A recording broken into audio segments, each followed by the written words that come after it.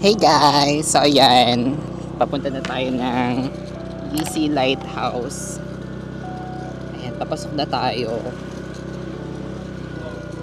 Medyo malapit na naman siya ng konti. Parang siguro travel time namin is mga nasa less than 30 minutes.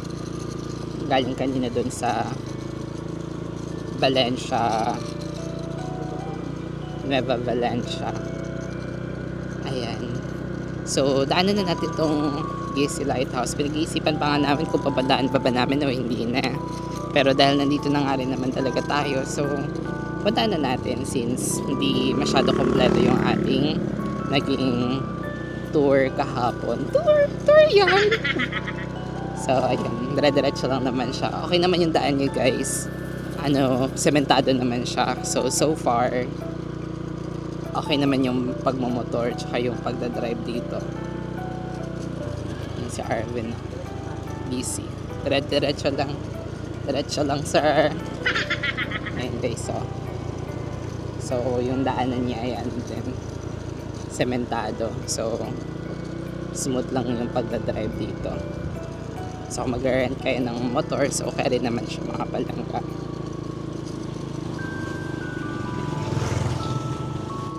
So, ayan na guys, nakapasok na kami dito sa may GC Lighthouse. Diniretso na namin yung motor sa taas. Kasi, medyo malayo pa pala siya ng konti. Tapos, nagbayad kami guys. Entrance fee niya is 10 pesos isa. Ayun, 10 pesos isa lang naman yung entrance fee. So, ayan na guys, punta na kami sa may GC Lighthouse. May mga nagtitinda din dito ng souvenirs. Pero meron na tayo niyan eh. Nakabili na tayo ng souvenir doon sa may Gimaras, doon sa lapit sa may Capitol. So, sa Iloilo na tayo bumili ng iba pang pasalubong. So, nag-ano kami guys, nag-park kami ng motor. May bayad siya, 10 pesos. So, ito na siya, papasok. So, lalakarin pa namin daw siya pa diretso. Papuntang GC Lighthouse. Tsaka guys, kanina pala yung sa island hopping, pwede naman pala siya dumaan dito sa may GC Lighthouse. Yun nga lang, siguro hindi nila alam na pupunta kami doon. Pero tinanong ko siya yung watchtower ba GC Lighthouse? So hindi sila nagkaroon na idea na kung pupunta pa kami ng GC Lighthouse. Pero okay lang din. Mahaba-haba pa naman yung time. So what can you say going here to GC Lighthouse? Okay naman, maganda naman. Okay. Malayo ng konti. Malayo pala siya. Akala ko malapit. Ayan na guys. Welcome to GC Lighthouse. May nagtitinda dito na mineral water. Ayan na siya, packet na sa taas. Po. Sige lang po. Ayan, packet na siya guys. Ito yung dagat to.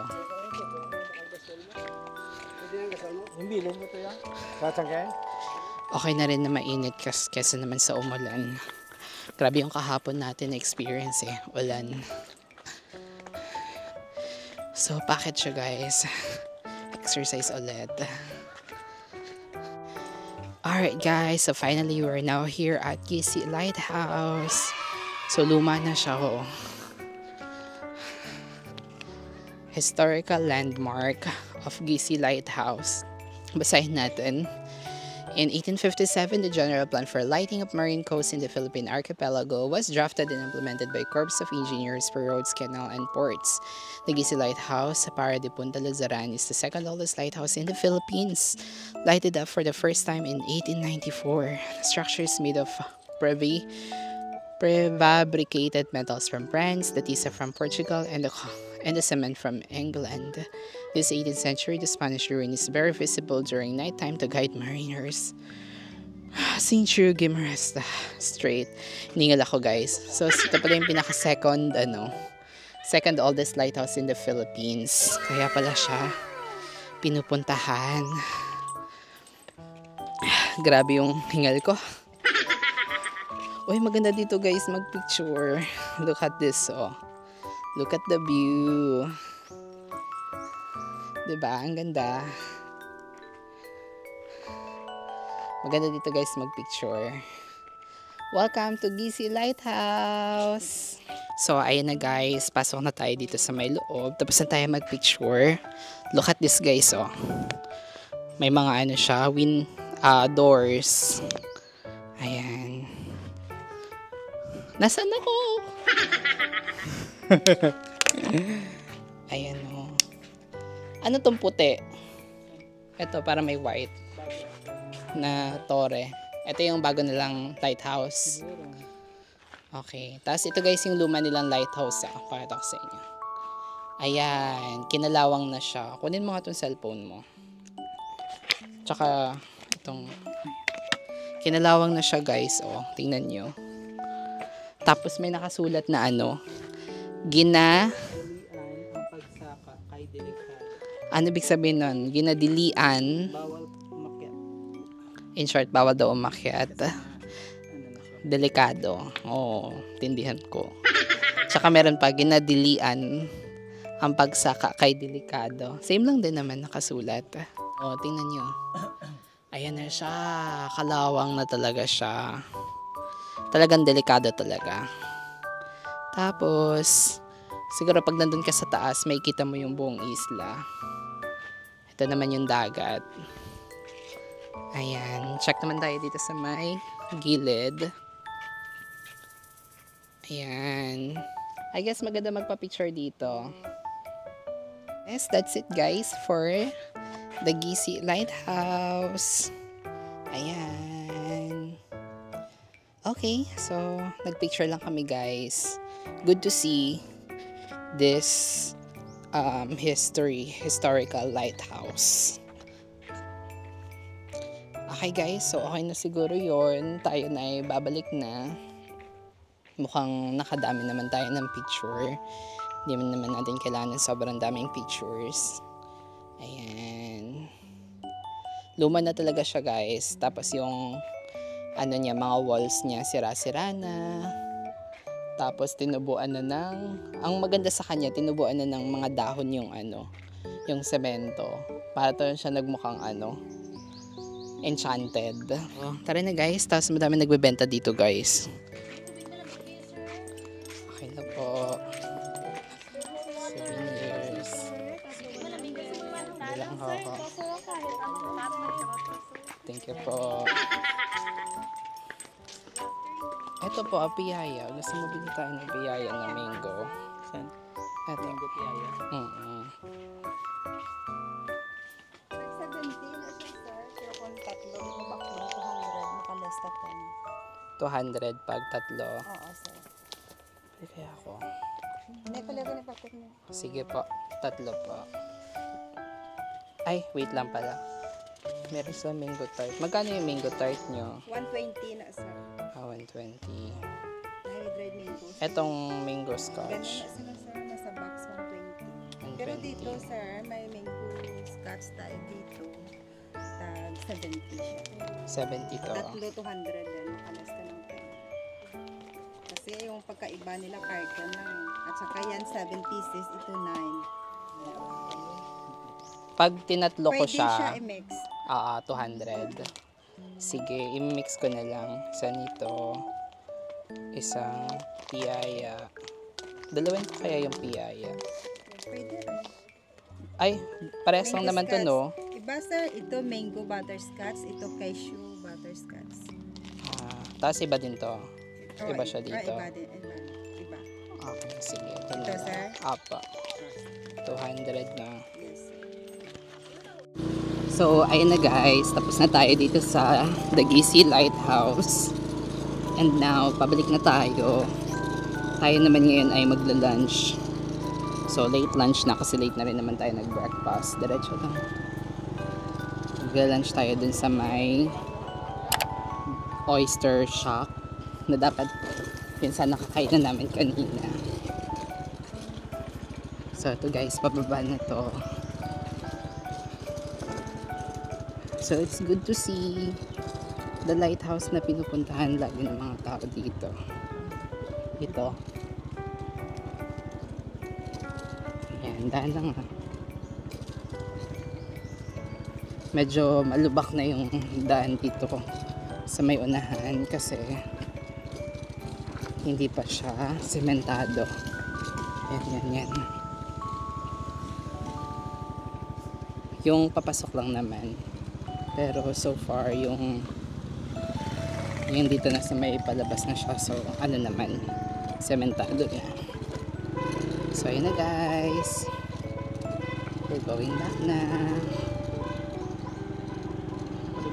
Ang bata. Ayun na. Kalimutan ko yung headset Yung alin. holder ng phone. Kasi tingin nyo guys yung holder ng phone. Lumuluwang siya. Ayun o. Hindi ko alam ba't siya lumuluwang. Siguro dahil sa vibration.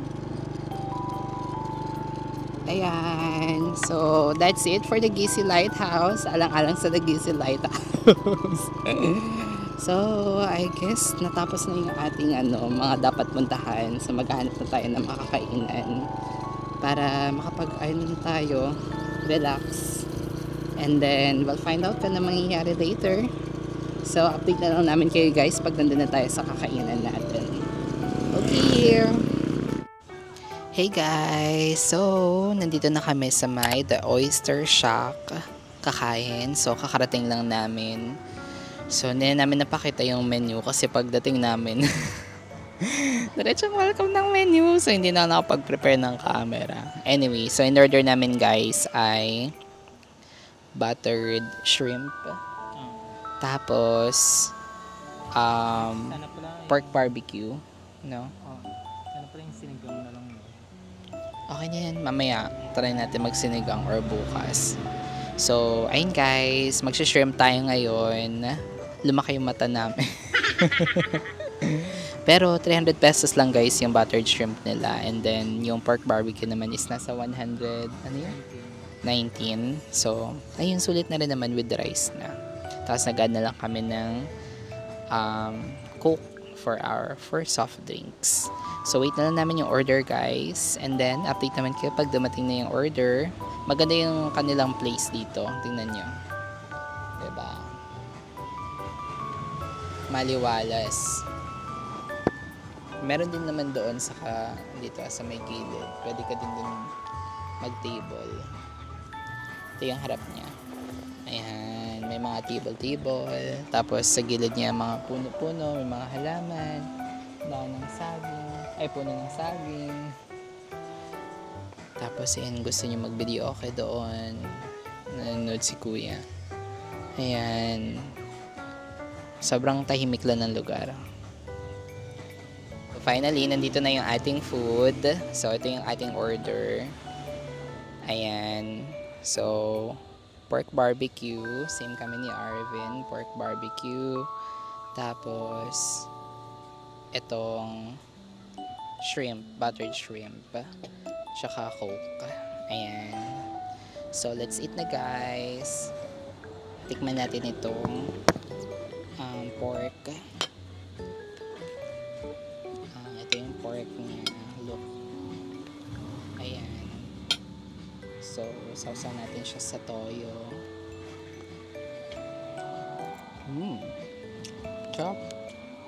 Sarap siya guys, yung pork barbecue. Hindi siya ganyan katamis. Sakto lang.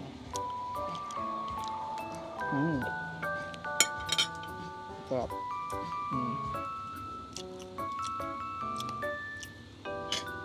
Ayan si Arvin, no? Tikman mo, ano masasabi mo sa pork barbecue? Masarap. Maganda yung timpla nila. Ayan, ano yung butter Ito shrimp? Ayan, masasabi mo dyan. Masarap din. Kaya kainin mo. What can you say? Creamy. Oh. Lasang-lasa yung butter tsaka garlic. Sarap siya guys. So, I think we recommend this The Oyster Shack Restaurant. Kaya kayo dito guys. Ito yung order namin. Kung hindi nyo pa nakikita. So, ayan. Tapos ito yung shrimp. Tapos sausaw namin dito yung aming pork barbecue. Tapos meron siyang sinamak na sausawan. So ayun guys, kain muna kami. Sarap. Let's eat. Palubat na rin yung camera ko guys. So balikan na lang namin kayo later. Update na lang namin kayo later pagkatapos namin kumain. Kain tayo. Hey guys, so ayun, tapos na kami kumain dito sa may The Oyster Shack. Busog. Sulit. 400 plus na yung nabayad namin. Now, biyahe na kami. Sana hindi umulan. Kami maghahanap ng positibo si Arvin. Namumula na yung kanyang balat. Ayan, dahil sa init. So, let's go! Hi mga palangga! And finally, we're back here na sa ating hotel. So, ang oras na guys is almost 5 p.m. na din. So, medyo mahaba yung naging biyahe natin. And then, sobrang sulit yung kain natin kanina dun sa The Oyster Shack. So, busog na busog. And then, yun, pagka tapos nun, bumili lang kami guys ng para sa yung aloe vera gel para kay Arvin kasi nga nagaano na yung kanyang balat. Nasunog na guys. So, ayan, we're going to prepare na. Mag-ano muna kami, freshen up, and then magre-rest, and then we'll find out kung may mapupuntahan pa ba tayo mamaya or hindi na, or baka magpahinga na lang tayo kasi mag-edit na lang ako ng video para doon sa ating first travel vlog natin na nung Manila to Guimaras. So, mag-edit na lang ako ng video and then we'll find out kung makakalabas pa tayo mamayang gabi. Thank you so much mga palangga for watching. I hope you guys enjoy at nagkaroon kayo na idea, especially sa mga nagbabalak mag-travel papuntang Guimaras Island and also sa mga gusto mag-try ng island hopping. Kapag may mga questions kayo mga palangga, comment below and don't forget as well to like and subscribe for more travel vlogs from us. Again, this is John Paul and always remember to be kind to yourself and to others. Thank you so much guys for watching. See you on our next vlog. Bye!